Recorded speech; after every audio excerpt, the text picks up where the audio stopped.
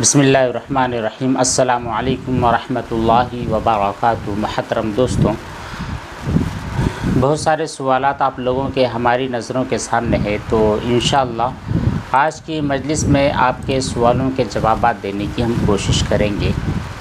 सबसे पहला जो कमेंट हमारी नज़रों के सामने है वो है नालैन शाहिद साहब का। इनके दो सवालात हैं, जिनमें इनका पहला सवाल है वो ये कि अगर किसी आदमी के पास ऑलमोस्ट बहुत सारी दौलत है, उसके ऊपर क़ुरबानी फ़र्ज़ है, और अगर वो आदमी क़ुरबानी नहीं करता है तो क्या उसको गुनाह होगा या नहीं, क्योंकि क़ुरबानी सुन्नत है, फ़र्ज़ तो नहीं। देखिए नालैन साहब, आपने अपनी तहरीर में पहले तो ये बयान कर दिया कि क़ुरबानी फ़र्ज़ है। जब क़ुरबानी फ़र्ज़ है तो ज़ाहिर सी बात है, अगर किसी आदमी के ऊपर फ़र्ज़ है, यानी हर एक के ऊपर फ़र्ज़ नहीं होगी। कुछ लोग ऐसे होंगे जिनको हम मालदार कहते हैं, जिनके ऊपर क़ुरबानी वाजिब हो जाती है, फ़र्ज़ हो जाती है, तो अगर वो लोग क़ुरबानी नहीं करेंगे तो ज़ाहिर सी बात है उन्हें गुनाह मिलेगा, जानबूझकर के अगर नहीं करते हैं। और वो लोग जिनके ऊपर क़ुरबानी वाजिब ही नहीं है, फ़र्ज़ ही नहीं है, यानी वो लोग मालदार नहीं है, वो गरीब लोग हैं, तो उनके ऊपर क़ुरबानी जब वाजिब नहीं है, फ़र्ज़ नहीं है, तो क़ुरबानी न करने की वजह से कोई गुनाह नहीं है। वो लोग जो कि गरीब हैं फिर भी वो क़ुरबानी करते तो सवाब मिलेगा, नहीं करेंगे तो कोई नहीं है। लेकिन मालदार होने के बावजूद, इस्तिताअत होने के बावजूद और हालात साज़गार होने के बावजूद क़ुरबानी नहीं करते हैं, तो फिर ऐसे लोगों को गुनाह भी मिलता है क़ुरबानी न करने का। दूसरा सवाल आपका ये है कि अच्छा आप फ़ातिमा हैं, नालैन शाहिद ये आपकी आईडी है, फ़ातिमा आपका नाम है। दूसरा सवाल आपका ये है कि मुझे ओसीडी है, हर काम में घंटों लग जाते हैं, कपड़े पाक करते वक्त भी पानी के जो छींटे उड़ जाते हैं फ़र्श या दूसरी चीज़ के ऊपर, तो उसके बारे में वॉश करते हुए अगर उसके छींटे उड़ जाते हैं तो आपको प्रॉब्लम होती है। अगर पानी का छींटा उड़कर वॉश होने वाले कपड़े पर गिर जाए, देखिए आपको जब ओसीडी की बीमारी है, ये जो मर्ज़ है, तो ये इसका इलाज इम्पॉसिबल तो नहीं है, लेकिन मुश्किल ज़रूर है। मुश्किल ये है कि आपको ख़ुद हौसला करना पड़ेगा, आपको ख़ुद अपने अंदर हिम्मत पैदा करनी पड़ेगी इस बीमारी से लड़ने के लिए। और नबी करीम सल्लल्लाहु अलैहि वसल्लम ने जितनी दुआएं, मसनून दुआएं बतलाई है, जिनका कई मरतबा तज़किरा हमने किया है, आप उनका विर्द करते रहिए, अल्लाह ताला से दुआएं मांगते रहिए, हिम्मत मजबूत रखिए। जहाँ तक शुकूक और शुबहात की बात आती है, तो वहाँ पर जो कन्फर्मेशन वाली बात होती है, यकीनी जो बात होती है, उन्हीं को फॉलो कीजिए। हर वहम, हर ख्याल को धुकार दिया कीजिए। हम भी आपके लिए दुआ करते हैं और आप कोशिश करते रहें, दुआएं भी करते रहें।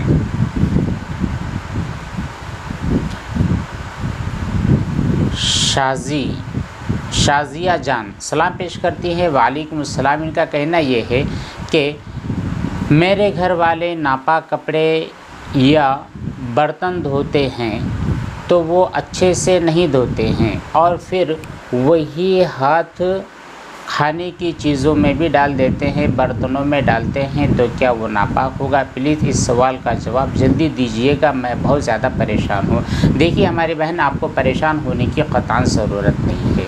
आपने ये कैसे गेस कर लिया कि आपके जो घर वाले हैं बर्तनों को अच्छी तरह धोते नहीं हैं, नापाक कपड़ों को अच्छी तरह धोते नहीं हैं? आपने कैसे गेस कर लिया? सिर्फ हमारे सोचने और हमारे ख्याल करने से कुछ नहीं होता। आप प्रॉपर उनके पास बैठिए, बैठने के बाद उनके जो कपड़ा धोने का जो प्रोसेस है उसको ऊपर फोकस कीजिए, उनको समझाइए, उनको बतलाइए, या उनका देखिए क्या वो वाक़ईतन नापाक कपड़ों को अच्छी तरह धोते हैं या नहीं धोते हैं। अगर नहीं भी धोते हैं तो आप उनको गाइड कीजिए, उनको समझाइए, शरई और जो सुन्नत वाला जो तरीक़ा होता है, ये तरीक़ा उनको बतलाइए, इंशाअल्लाह वो अमल करेंगे। अगर वो नहीं धोते हैं तो फिर उस न धोने की वजह से आपके बर्तन और आपकी खाने वाली चीज़ों के ऊपर उसके असरात मुरतब नहीं होते हैं। आपको बिल्कुल परेशान होने की ज़रूरत नहीं है। हाँ, अगर कहीं पर कोई बेहतियाती कर रहा है तो आप उसको बिल्कुल समझा सकते हैं। और वैसे भी ये सफाई और नज़ाफ़त का मामला होता है कि जब भी आप खाना खाते हैं या खाना खाना बनाते हैं या बर्तनों के अंदर खाना डालते हैं, तो फिर ऐसे वक्त में अपने हाथों को धोना सुन्नत है। तो ये सुन्नत तरीक़ा भी उनको बतलाइए, इंशाअल्लाह आपका भी जो ज़हनी सुकून गायब हो गया है ये भी रुजू कराएगा। और अगर वाक़ईतन वो लोग एहतियात नहीं करते हैं तो वो भी लोग भी सुन्नतों पर अमल करने वाले बन जाएंगे। आदिल साहब ने सलाम पेश किया, वालेकुम सलाम। कहते हैं कि मुफ्ती साहब मेरा सवाल ये है कि जो लेडीज़ में रेगुलर डेली वाइट या फिर एक वाइट डिस्चार्ज होता है, वो मनी नहीं होती है, मज़े और वदी भी नहीं होती है, नॉर्मल सा वो डिस्चार्ज होता है जिसमें कभी स्मेल होती है कभी विदाउट स्मेल वो होता है, तो ऐसे ख़ारिज होने की सूरत में वो नापाक होता है या नहीं? औरत की शर्मगाह से जो भी रतूबत नजासत वग़ैरह निकलती है वो नापाक होती है। अगर वो 1 दिरहम से ज़्यादा इधर उधर फैल गई है तो उसका धोना वाजिब हो जाता है।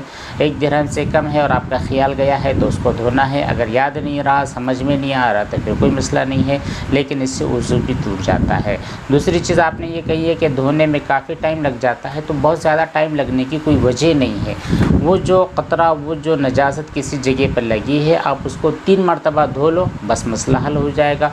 पूरे कपड़े धोने भी ज़रूरी नहीं होते हैं, वो उतनी जगह या उतना मकाम जहाँ पर वो डिस्चार्ज लगा हुआ है, सिर्फ उतने हिस्से को आप धो लोगे तो इंशाअल्लाह आपका काम बन जाएगा।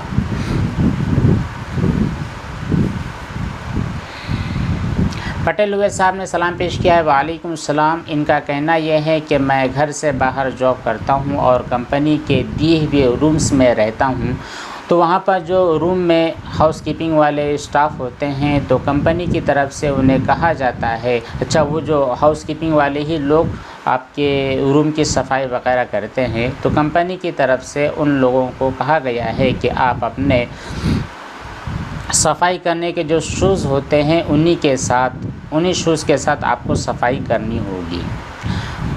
तो इनका डाउट ये है कि जब वो मेरे रूम में हाउसकीपिंग के लिए आते हैं तो वो ऐसा होता है कि वो बाथरूम वगैरह, लेटरिन वगैरह की सफाई करने के बाद हमारे रूम में आए हैं, चल रहे हैं, फिर उन्हें सफाई की है, तो ऐसी सूरत में अगर कहीं पर गीले पैर पड़ जाएं तो वो नापाक हो जाएंगे या नहीं?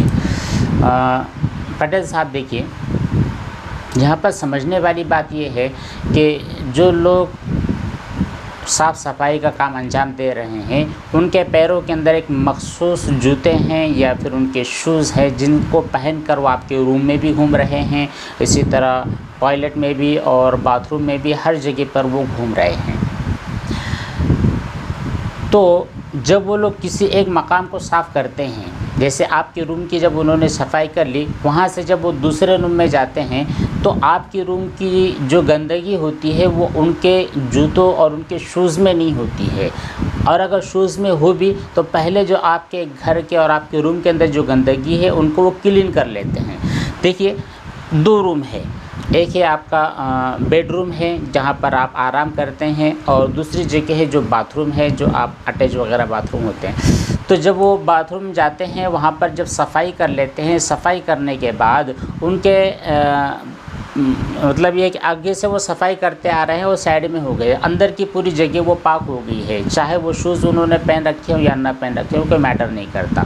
इसी तरह जब आपके रूम के अंदर चले गए हैं और आपके बेडरूम के पास से सफाई करते करते वो रिटर्न आ रहे हैं, यानी आखिर वाला जो हिस्सा होता है वहाँ से बंदा निकलता है और अपने डोर के पास आकर सफाई मुकम्मल कर लेता है, तो अगर उनके शूज़ नापाक भी होते हैं तब भी वो नजासत और नापाकी को साफ़ करते करते ही वो रिटर्न हो रहे हैं। इस तरह आपका रूम भी पूरा क्लीन हो गया है, खामखा आपको परेशान होने की क़तई ज़रूरत नहीं है। जब वो जगह सूख गई है फिर आप अपने रूम के अंदर एंटर करते हैं तो आपके पैर गीले हैं, सूखे हैं, कोई मैटर नहीं करता, आपका रूम बिल्कुल क्लीन हो चुका है।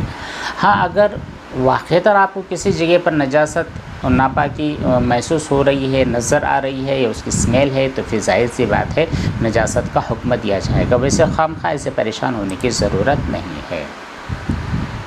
एक साहब है, उन्होंने सलाम पेश किया है, वालेकुम सलाम। कहते हैं कि मुझे OCD है, मुझे लगता है कि मैं काफिर हो जाऊंगी, मैं इसे ख़त्म करा चुकी हूँ पर ये ख़त्म नहीं होती है। जब भी कोई चीज़ नापाक हो जाती है तो मैं घबरा जाती हूँ कि अब ये पाक कैसे करूँगी। देखिए, जब आदमी ओसीडी का शिकार होता है तो क्या पाकी, क्या नापाकी, क्या ख़यालात, कुफ्र, गुनाह, ये तमाम चीज़ों के अंदर ही लोग रच बस जाते हैं।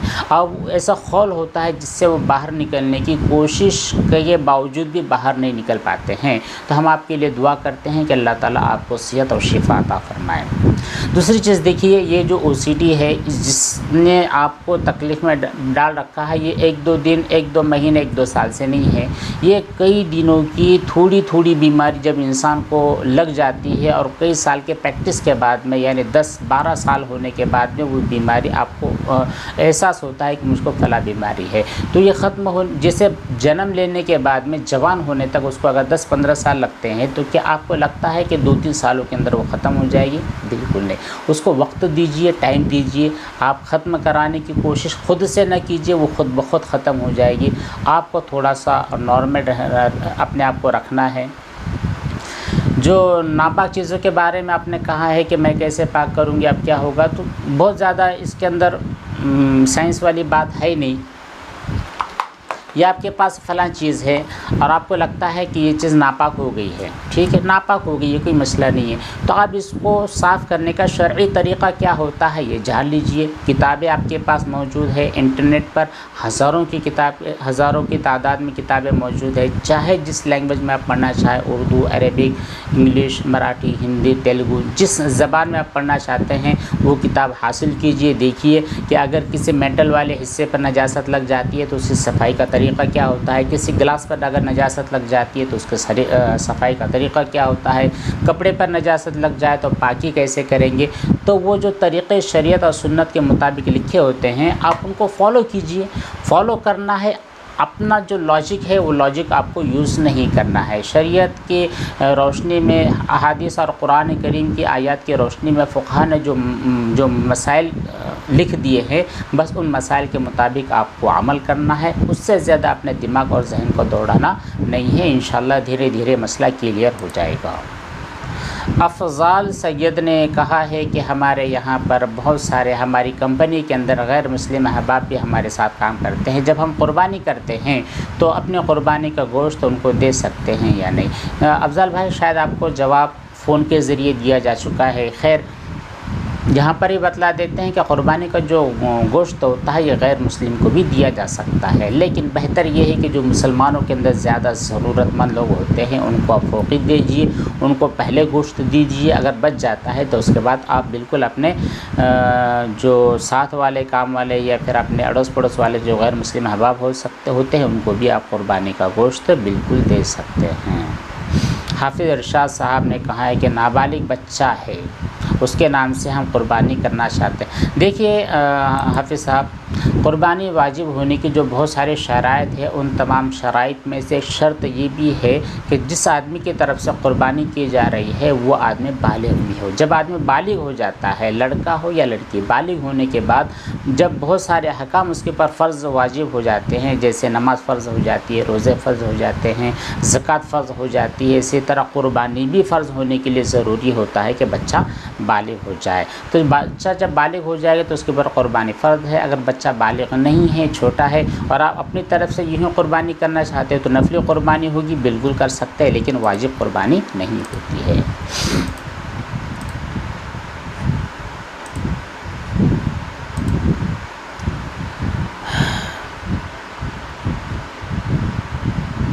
ठीक, सफ़िया शेख हैं, इन्होंने सलाम पेश किया। वालेकुम सलाम। का कहना है कि मौलाना साहब, मुझे पूछना ये है कि मेरी बहन के घर कुर्बानी के लिए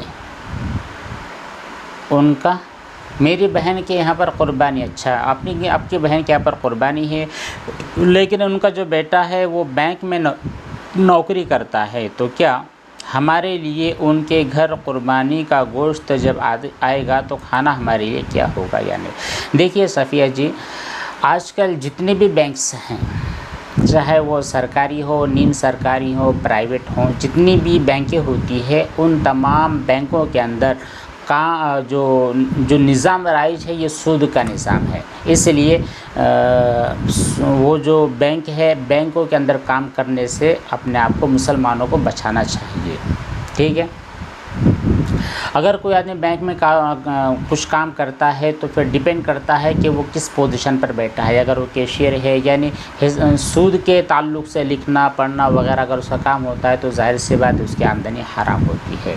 अब यहाँ पर जो लोग बैंकों में काम करते हैं और उनकी इनकम भी हराम है, नाजायज़ है, तो उनके बारे में उनके यहाँ से बहुत सारी चीज़ें आपके घर पर आती है। कुर्बानी का गोश्त हुआ, गिफ्ट हुआ, तोहफ़े, हदिये तोहफ़े वगैरह आ सकते हैं। तो इन तमाम चीज़ों के बारे में याद रखना है कि अगर वो आदमी जो बैंक में काम कर रहा है उसकी आमदनी का ज़रिया सिर्फ़ और सिर्फ बैंक की तनख्वाह है तो फिर ऐसे आदमी का तोहफ़ा हदिया नहीं ले सकते, इनके कुर्बानी का गोश्त भी नहीं ले सकते।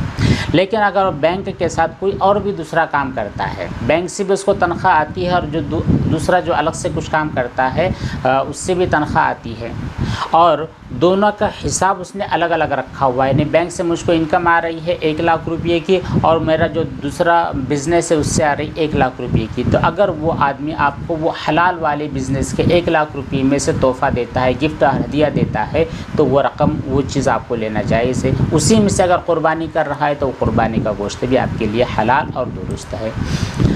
अगर वो हराम में से आपको गिफ्ट देना चाहता है तो जाहिर सी बात है आप नहीं ले सकते हैं उसको। इसी तरह अगर कोई आदमी दूसरा भी कारोबार करता है, यानी बैंक से भी उसको तनख्वाह मिलती है और दूसरे काम से मिलता है, लेकिन उसका हिसाब उसने अलग थलग नहीं रखता, मिक्स कर दिया, इधर का 1 लाख भी डाल दिया और उधर का 1 लाख भी डाल दिया है, उसने मिक्स कर दिया है, तो फिर ऐसी सूरत के अंदर उसकी जो भी गिफ्ट वगैरह देता है तो आप वो ले सकते हैं, ठीक है, लेने की इजाज़त है आपको।